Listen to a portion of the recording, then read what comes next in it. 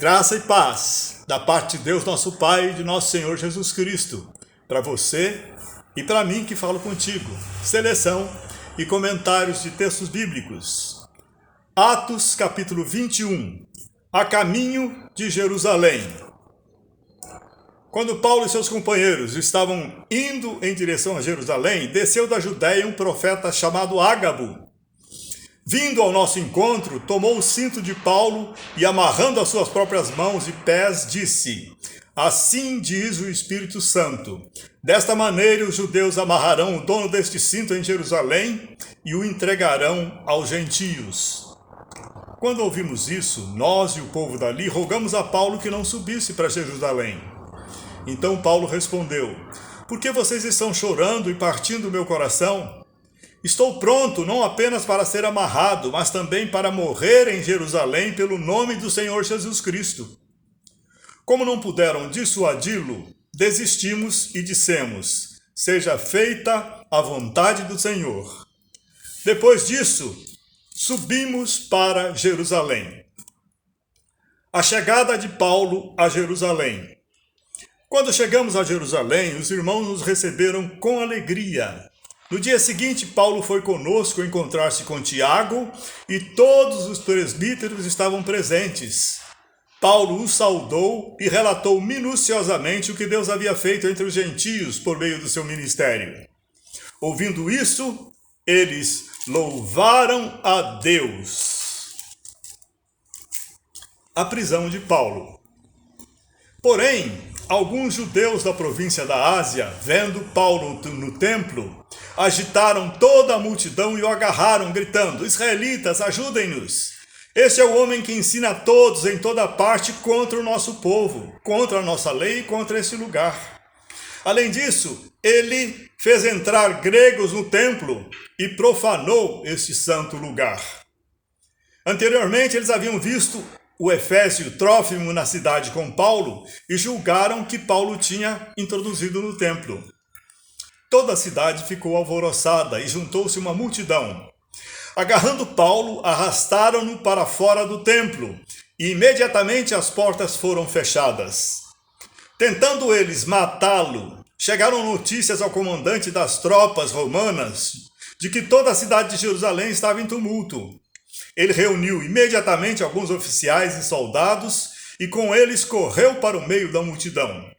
Quando viram o comandante e os seus soldados, pararam de espancar Paulo. O comandante chegou, prendeu-o e ordenou que ele fosse amarrado com 2 correntes. Então perguntou quem era ele e o que tinha feito.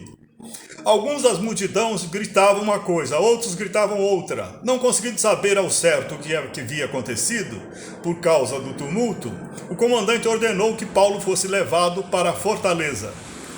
Quando chegou às escadas, a violência do povo era tão grande que ele precisou ser carregado pelos soldados.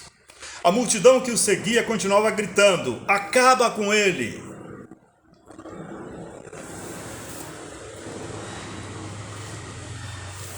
Capítulo 22.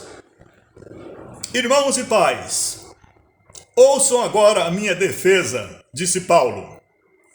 Quando ouviram que lhes falava em aramaico, ficaram em absoluto silêncio.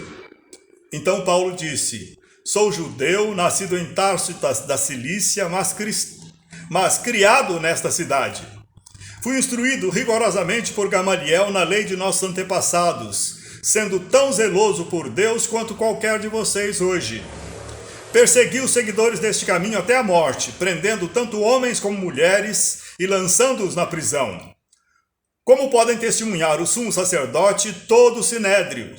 Deles cheguei a obter cartas para seus irmãos em Damasco e fui até lá, a fim de trazer essas pessoas a Jerusalém como prisioneiras para serem punidas. Por volta do meio-dia, eu me aproximava de Damasco, quando de repente uma forte luz vinda do céu brilhou ao meu redor.